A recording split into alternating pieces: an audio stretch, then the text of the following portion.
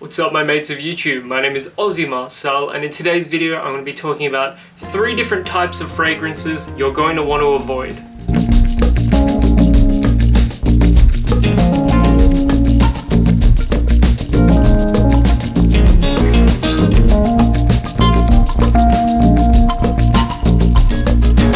And before I continue on with the video, if you haven't subscribed to the channel yet, just hit that big red subscribe button down below. You've no idea how much it helps me out, so thank you. Starting things off, any $10 cologne drugstore fragrance. They're typically by brands like Cosmo Designs or designer brands. They are between $5 and $10 Australian, and generally they are very poorly made, very cheaply made. They don't last and they don't particularly smell nice either. At about the $10 mark, you're going to want to buy like a sports brand fragrance, because at least the quality is going to be a step up from these. This was a clone of Creed's Silver Mountain Water, and quite frankly it smells like trash. It performs like trash. This is a trash bin, you know, just throw it in the trash, leave it there. I don't recommend these at all. There's actually one that I've tried that has smelled half decent, and that was this $10 clone of Bleu de Chanel. Even in saying that, I still do not recommend it. These are no good. The second type of fragrance you're going to want to avoid is Calvin Klein's Euphoria or any other designer brand fragrances that are similar to this. Why single out Euphoria? Because it costs about $40 Australian and it only lasts about 15 minutes on your skin.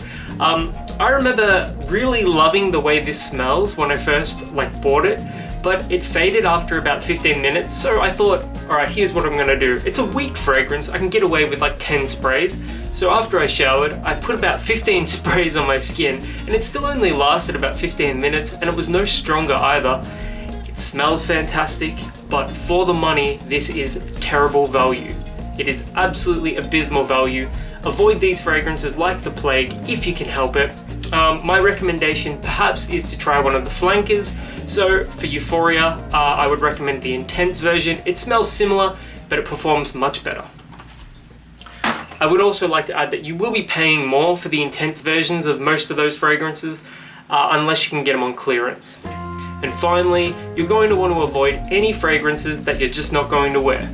So Yo Pomme, for example, I think smells fantastic. It costs about 35 Australian for 125 ml, and it performs incredibly. There's not many fragrances on the market that perform as well as this. I've got a name for this, and it's called The Beast. To myself and all my friends, I refer to it as The Beast. It is a love it or hate it fragrance.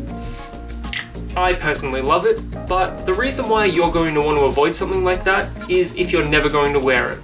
If you buy a fragrance, doesn't matter how much you spend on it, $10, $20, $100, $200, if you don't wear it, it's terrible value. So avoid any fragrances you're simply not going to wear.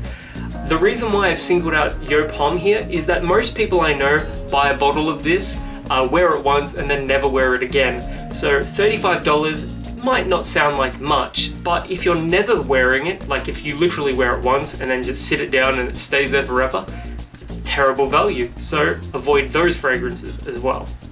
There's obviously quite a number of fragrances you're going to want to avoid, and for different reasons as well. So let me know in the comments below what fragrances you typically avoid and why you avoid them. And until the next video, my name is Aussie Marcel, and I'll catch you guys around.